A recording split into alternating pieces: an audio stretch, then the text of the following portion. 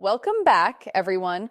We've made it to episode 3 of With Love, Meghan, and this time Meghan has finally decided to bring in someone who knows how to cook. That's right, we have an actual chef in the kitchen, Roy Choi. Now, was this episode better? Marginally.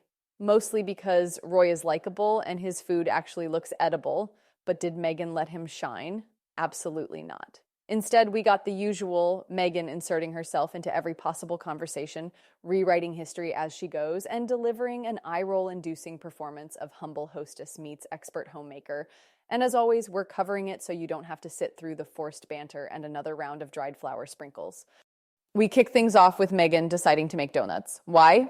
Because Roy Choi is from LA, she's from LA, and LA is apparently the donut capital of the world. Naturally, she feels compelled to honor this legacy by baking donuts. Yes, you heard that right. Not frying them, baking them. But don't worry. She elevates them by adding, you guessed it, dried flowers. At this point, we should start taking bets on how many times per episode will dried flowers feature before they become an official product in her brand. Roy Choi arrives looking happy to be there, possibly because he hasn't realized yet what he's in for. His first words? I'm surprised you even knew who I was.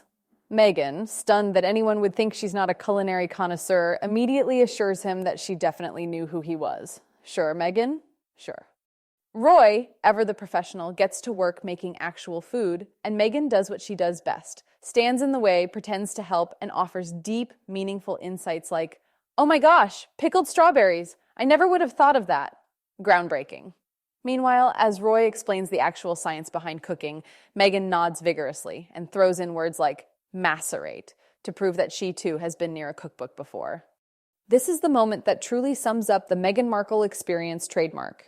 Roy, a Korean-American chef, begins explaining the cultural and culinary significance of kimchi. And Meghan? She immediately cuts him off to share what her Korean friends have told her about their experience. Because obviously, why listen to a Korean man explain his own culture when Meghan can explain it for him? Roy, being a good sport, lets it slide. But the sheer audacity is almost impressive. At one point, Roy watches Meghan struggle to cut vegetables and, in an Oscar-worthy moment of diplomacy, says, wow, you've got some great knife skills. Sir, we all know that's a lie. At this point, it's clear. Roy is too nice to tell the truth, and Meghan is too pleased with herself to notice. In what will go down as one of the most unintentionally hilarious moments in the series, Meghan asks Roy what kind of music he listens to while cooking. He casually responds, speed metal, death metal. Cue Meghan's face contorting into an expression of pure horror, as if he just confessed to sacrificing goats in his spare time. She then, in the most condescending tone possible, informs him that that doesn't sound like cooking music.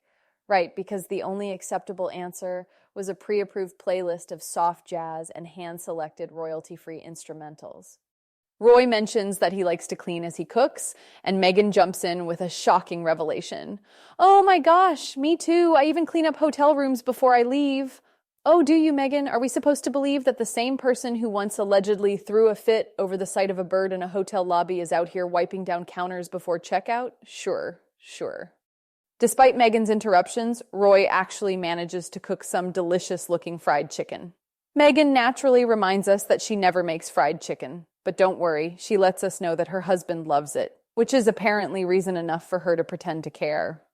After an entire episode of ignoring the people working behind the scenes, Meghan finally invites the crew to eat. This is the first time the rest of the crew is being acknowledged. We've seen her offer beverages to the director before, but never the crew. Because why feed the entire team when you can feed your personal favorite and make it look like an act of kindness? Now, let's be fair, this was a decent episode, and that's mainly thanks to Roy Choi. The food looked great, the banter occasionally felt natural, and there were moments where Meghan seemed almost like a normal person. But, of course, we still had Meghan making everything about herself, Meghan teaching a Korean man about Korean culture, Meghan's laughably fake attempts at looking authentic. If you've made it this far and with love, Meghan, congratulations. You've survived 3 episodes of self-indulgent chaos. And lucky for you, even if you're watching these at home, you're not alone. You have us to share it with here. See you soon with the next one.